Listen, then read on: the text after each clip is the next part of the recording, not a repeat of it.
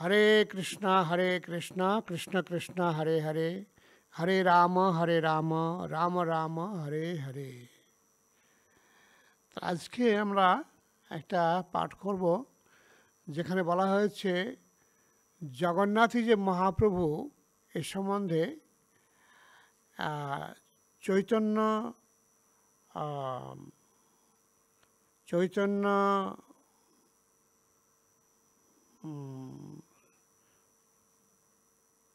চৈতন্য চরিতামৃত, চৈতন্য ভাগবত,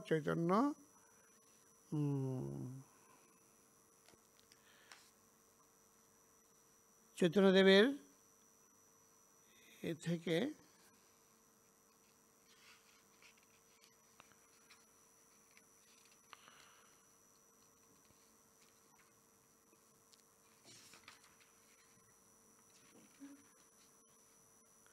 গৌরাঙ্গদেব অভিন্ন জগন্নাথ চৈতন্য মঙ্গল থেকে এই ঘটনাটি আছে, সেটাকে উল্লেখ করা হয়েছে এখানে। একসময় দক্ষিণ ভারতে একজন দরিদ্র ব্রাহ্মণ ছিলেন, তার নাম ছিল রাম। তিনি ছিলেন অত্যন্ত দরিদ্র এবং খাদ্যাভাবে অনশনে তিনি খুব দুর্বল ক্লিষ্ট হয়ে পড়েছিলেন। তার দেহটি অস্থিচর্মে সার হয়ে গেছিল। ক্ষুধার জ্বালায় তার পাকস্থলী দগ্ধ হয়ে গিয়েছিল। তার তীব্র দারিদ্র্য তার কাছে অসহনীয় হয়ে উঠেছিল। একদিন তিনি ভাবলেন, কিভাবে আমি দুঃখ কষ্ট থেকে পরিত্রাণ পেতে পারি। অতীত জীবনে আমি হয়তো বহু প্রকারের গুরুতর পাপ করেছি, তার জন্য হয়তো আমি এই জন্মে তার ফল ভোগ করছি। আমি জানি যে কৃতকর্মের ফল আমাকে ভোগ করতেই হবে, কিন্তু যদি এমন কোনো উপায় থাকতো যাতে আমি আমার এই দুঃখ ভার লাঘব করতাম। সাধারণত দুঃখ যন্ত্রণা কেউই চায় না, কিন্তু পাপের ফলে সেগুলো ভোগ করতেই হয়। তারা সেসব থেকে উদ্ধার পাওয়ার চেষ্টা করেন। ব্রাহ্মণ জানেন যে কেবল ভগবানই পারেন তার কর্ম শোধন করতে এবং তাকে পরিত্রাণ করতে। তিনি শুনেছিলেন শ্রী জগন্নাথ দেব হচ্ছেন জগতের নাথ এবং তিনি নীলাচল ধামে বিরাজ করছেন। সেই জন্য তিনি তার করুণা ভিক্ষা করতে এবং তাকে দর্শন করতে নীলাচল ধামে যেতে মনস্থ করলেন। অর্থাৎ দক্ষিণ ভারত থেকে তিনি পুরী ধামে যাবেন মনস্থ করেছেন। আবার ওই ব্রাহ্মণ চিন্তা করতে লাগলেন, আমি অনশন ক্লিষ্ট হতদরিদ্র ব্রাহ্মণ। সকলে বলে থাকেন যে ব্রাহ্মণরা শ্রীকৃষ্ণ অত্যন্ত প্রিয়। আমার অপরাধবশত প্রভু আমাকে অগ্রাহ্য করছেন, সেই জন্য এরকম নিরর্থক জীবন রেখে আর লাভ নেই। কিছুদিন পর ব্রাহ্মণ নীলাচল ধামে এলেন এবং শ্রী জগন্নাথ দেবকে দর্শন করলেন। ব্রাহ্মণ প্রার্থনা করতে লাগলেন, হে প্রভু, আমি একজন হতদরিদ্র ব্রাহ্মণ, অনশনে মৃতপ্রায়। আপনি ছাড়া আমার আর কেউ নেই। কৃপাপূর্বক আমার এই দারিদ্র্যের কষ্ট থেকে পরিত্রাণ করুন এবং আমাকে কিছু সম্পদ প্রদান করুন। অর্থাৎ আপনি আমাকে কিছু সম্পদ প্রদান করুন যাতে করে আমার দারিদ্র্য না থাকে, আমাকে আর কেউ দরিদ্র না বলে। সেদিন ব্রাহ্মণ ভিক্ষায় কিছু খাদ্য পেলেন আহার করার মতো। পরদিন মন্দিরে এলেন এবং প্রার্থনা করলেন, হে প্রভু, এই ব্রাহ্মণ তীব্র দুঃখ ক্লেশ ভোগ করছে। মৃতপ্রায় আমি, অনুগ্রহ করে আমার এই দারিদ্র্য দূর করুন এবং আমাকে প্রচুর ধন সম্পদ প্রদান করুন। এবারে তিনি সম্পদ চাইছিলেন, এবার প্রচুর ধন সম্পদ চাইছেন। আমি আপনার কাছে বর প্রার্থনা করছি, আমাকে ধন লাভের বর দান করুন। মানে দারিদ্র্য থেকে মুক্ত হওয়ার জন্যে আকুল প্রচেষ্টা। অন্যথায় আপনার নয়ন সমক্ষেই আমি আত্মহনন করব, আত্মহত্যা করব, আপনার সামনেই আমি আত্মহত্যা করব। ব্রাহ্মণ অনশন করতে শুরু করলেন। ইতিমধ্যে শ্রী গৌরাঙ্গ মহাপ্রভু তার অন্তরঙ্গ ভক্ত পরিবেষ্টিত হয়ে বসে বৃন্দাবন লীলার কথা, বৃন্দাবনের মহিমা আনন্দিত চিত্তে গুণগান করছিলেন। কোথায়? পুরীধামে।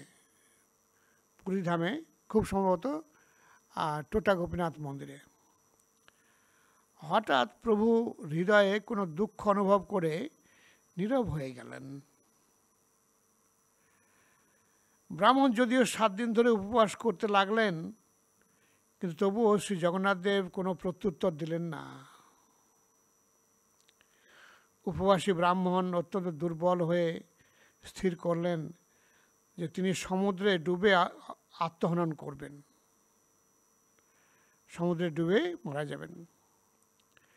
সমুদ্র তটে দাঁড়িয়ে তিনি সমুদ্রদেবের কাছে প্রার্থনা করলেন যে তার কাছে তাকে একটি স্থান দিতে, অর্থাৎ সমুদ্র যেন তাকে নিয়ে নেন। সমুদ্র থেকে এক বিশালকায় ব্যক্তি পর্বতের মতো সুদীর্ঘকায় চেহারায় হঠাৎ সমুদ্র থেকে আবির্ভূত হলেন। মানে ওই ব্রাহ্মণ দেখছেন যে একটা বিশাল পর্বতের মতো উঁচু এক ব্যক্তি সেখান থেকে বেরিয়ে, মানে সমুদ্র থেকে বেরিয়ে আসছেন। সমুদ্রের জলের মধ্যে থেকে একজন বিশালকায় ব্যক্তিকে আসতে দেখে ব্রাহ্মণ চিন্তা করতে লাগলেন ইনি কে হতে পারেন। ব্রাহ্মণ দেখলেন যে এই বিশালকায় ব্যক্তি সমুদ্রের জলের উপর দিয়ে হেঁটে এসে তটে পৌঁছালেন এবং সেখানে এসে একটি সাধারণ মানুষের রূপ ধারণ করলেন। একটা অসাধারণ ব্যাপার। হ্যাঁ, এমনটা দর্শন করলে পরে বিভ্রান্ত হওয়াই উচিত। ব্রাহ্মণ বললেন এই ব্যক্তিটি অবশ্যই প্রভু জগন্নাথ হতে পারেন, তা না হলে কেমন করে তিনি মহাসাগরের মধ্যে থেকে আবির্ভূত হতে পারেন। তারপর সেই ব্রাহ্মণ সমুদ্র তটে আসা সেই ব্যক্তিটিকে দূর থেকে অনুসরণ করতে লাগলেন, না তার পিছু পিছু যেতে লাগলেন, কোথায় যাচ্ছেন। ব্যক্তিটি হঠাৎ থেমে গেলেন। তিনি ব্রাহ্মণকে বললেন তুমি কে, কোথায় যাচ্ছ, আমাকে সত্য কথা বলো। ব্রাহ্মণ বললেন আমি 7 দিন উপবাস করে খুব দুর্বল হয়ে পড়েছি, আপনাকে দর্শন করে আমার জীবন সার্থক হলো। আপনি আমাকে সত্য বলুন, আপনি কে, আমাকে প্রতারণা করবেন না, তা না হলে আপনি ব্রহ্ম হত্যার জন্য দায়ী হবেন। এই ব্রাহ্মণও কম নন। হ্যাঁ, আপনি বলুন আপনি কে। এর আগে তিনি ধারণা করেছেন এ ব্যক্তি নিশ্চয়ই জগন্নাথ হতে পারেন। এবার তিনি জিজ্ঞেস করেন আপনি কে, আমাকে প্রতারণা করবেন না। আর যদি আপনি প্রতারণা করেন আর আমি তখন সমুদ্রের জলে গিয়ে আত্মহত্যা করি, তাহলে তার জন্য ব্রাহ্মণ হত্যার জন্য আপনাকে দায়ী হতে হবে। ব্যক্তিটি বললেন তুমি কেন আমার পরিচয় জানতে চাও? আমি সেই, আমার পরিচয় জেনে তোমার কাজ কি? যাই হোক, কেন তুমি অনশন করে মৃত্যুবরণ করতে চাইছো? ব্রাহ্মণ বললেন আমি আমার প্রবল দারিদ্র্যের জন্য দুঃখভার পীড়িত। আমি আমার ব্রাহ্মণ রচিত ধর্ম আর পালন করতে পারছি না। অনাহারে আমি দিনের পর দিন, রাতের পর রাত আমার জীবন অতিবাহিত করতে বাধ্য হই। আমার পরিবার আমার কথা ভাবে না, আমার কোনো আশ্রয় নেই, আমি নিরাশ্রয়। এ অবস্থায় জীবন থেকে মরণ, বেঁচে থাকার চেয়ে মৃত্যুই আমার শ্রেয় মনে হচ্ছে। সুতরাং সেই জন্য আমি আত্মহনন করব। ব্রাহ্মণের এই দুর্দশার কথা শ্রবণ করে সে মহান ব্যক্তির চিত্ত বিগলিত হলো। ব্যক্তিটি বললেন হে ব্রাহ্মণ শোনো, আমার নাম বিভীষণ, আমি শ্রী জগন্নাথ দেবের শ্রী পাদপদ দর্শন করতে যাচ্ছি। তুমি তোমার পূর্ব কর্মবশত দুঃখ ভোগ করছো। পূর্বকৃত কর্মফলের বন্ধনে আবদ্ধ হয়ে এই জগতের মানুষ দুঃখ ভোগ করে থাকে। কৃতকর্মের ফল সমাপ্ত হলেই কেবল সেই কর্মফলের বন্ধন হতে মুক্ত হতে পারে। তুমি চিত্তে প্রেম ও ভক্তি সহকারে জগন্নাথ দেবের স্মিতহাস্য মণ্ডিত বিমল মুখমণ্ডল দর্শন করতে যাও, তাহলে তোমাকে আর কখনো তোমার ভবিষ্যৎ জীবনের কোনো দুঃখ কষ্ট ভোগ করতে হবে না। এই কথা বলে বিভীষণ মন্দিরের দিকে হাঁটতে শুরু করলেন। দরিদ্র ব্রাহ্মণ তাকে অনুসরণ করে তার পিছনে পিছনে হাঁটতে লাগলেন। ইতিমধ্যে তার পার্শ্বদগণ দ্বারা পরিবৃত গৌরহরি গোবিন্দকে জিজ্ঞাসা করলেন, দ্বারের কাছে কে দাঁড়িয়ে আছে দেখো। দ্বারের কাছে সেই ব্রাহ্মণ বিভীষণকে নিয়ে দাঁড়িয়েছিলেন। গোবিন্দ ফিরে এলেন এবং শ্রী গৌরাঙ্গ মহাপ্রভুকে বললেন যে টোটা গোপীনাথ মন্দিরের কাছে দুজন ব্রাহ্মণ দাঁড়িয়ে প্রতীক্ষা করছেন। গৌরাঙ্গ মহাপ্রভুর আদেশে গোবিন্দ তাকে হার্দিক অভ্যর্থনা জানালেন এবং মহাপ্রভুর সঙ্গে সাক্ষাৎ করার জন্য নিয়ে এলেন। একজন ব্রাহ্মণ অতিথি মহাপ্রভুর পাশে বসলেন এবং সেই অনশনক্লিষ্ট দরিদ্র ব্রাহ্মণ একটু দূরে রইলেন। সকলের বিস্ময় উৎপাদন করে তার পাশে উপবিষ্ট ব্রাহ্মণকে উদ্দেশ্য করে মহাপ্রভু অত্যন্ত প্রীতিভরে বললেন, বহুকাল পর আবার আমি তোমাকে দর্শন করছি। মহাপ্রভু এবং সেই ব্রাহ্মণ পরস্পর প্রেমভরে উচ্চস্বরে ক্রন্দন করতে লাগলেন এবং তারপর প্রভু সেই ব্রাহ্মণকে তার করকমল দিয়ে ব্রাহ্মণের কর ধারণ করে তাকে খুব সমাদর করলেন এবং তার কুশলাদি জিজ্ঞাসা করলেন। শ্রীচৈতন্য মহাপ্রভু তার পার্ষদগণ কেউই জানতে পারলেন না যে এই ব্রাহ্মণকে উভয়ের কথোপকথনও তাদের বোধগম্য হলো না। এই ব্রাহ্মণটি কে এবং উভয়ের কথোপকথন তারা বুঝতে পারলেন না।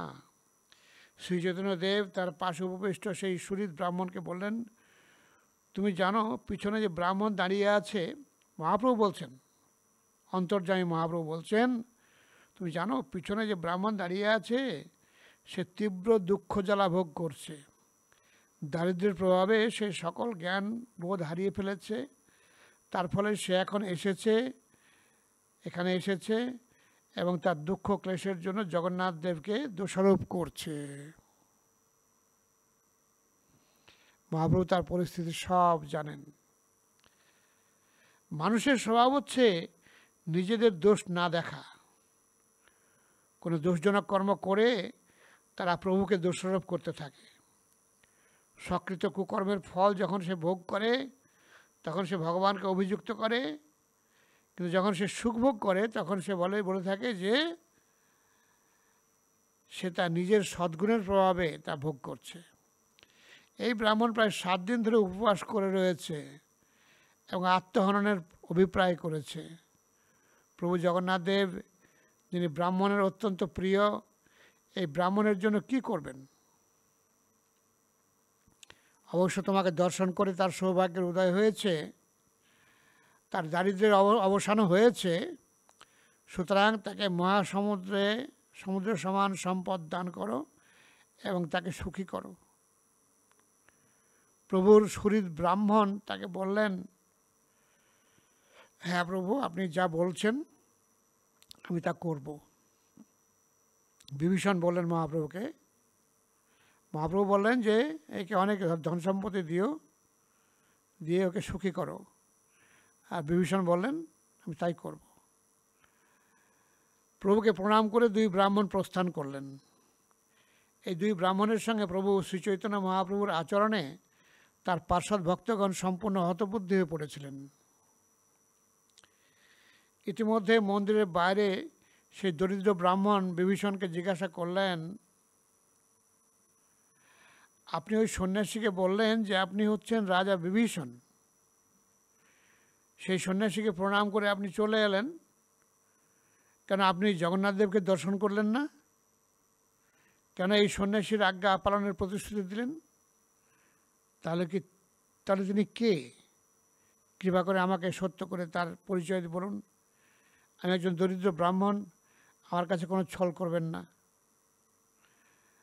রাজা বিভীষণ বললেন, শোনো হে মূর্খ স্থূলবুদ্ধি ব্রাহ্মণ, তুমি তোমার স্বচক্ষে এখন স্বয়ং শ্রী জগন্নাথ দেবকে দর্শন করেছ। তোমার যে ধন ঐশ্বর্য প্রাপ্তির অভিপ্রায় ছিল তা ইতিমধ্যে পূর্ণ হয়েছে। এখন আমি তোমাকে দ্রাবিড় দেশে আমার গৃহে নিয়ে যাব এবং তোমাকে সেই ধন ঐশ্বর্য দান করব। বিভীষণের কথা শুনে ওই ব্রাহ্মণ প্রবল অনুশোচনায় মাথা কুটতে লাগলেন। তখন তিনি রাজা বিভীষণের পদযুগল ধারণ করলেন। ব্রাহ্মণ বললেন, অনুগ্রহ করে আবার আমাকে শ্রীচৈতন্য মহাপ্রভুর দর্শন করাতে নিয়ে চলুন। আমি জানি আমি একজন অজ্ঞ মূর্খ ব্রাহ্মণ, কিন্তু আপনি আমাকে আরও একবার প্রভুর দর্শন নিয়ে চলুন। তার অনুরোধে সম্মত হয়ে তাকে আবার বিভীষণ শ্রীচৈতন্য মহাপ্রভুর কাছে নিয়ে এলেন। সেই ব্রাহ্মণদ্বয়কে দর্শন করে শ্রীচৈতন্য মহাপ্রভু বললেন, তোমরা কেন আবার ফিরে এলে? বিভীষণ বললেন, হে প্রভু, এই ব্রাহ্মণকে তার কারণ জিজ্ঞাসা করুন।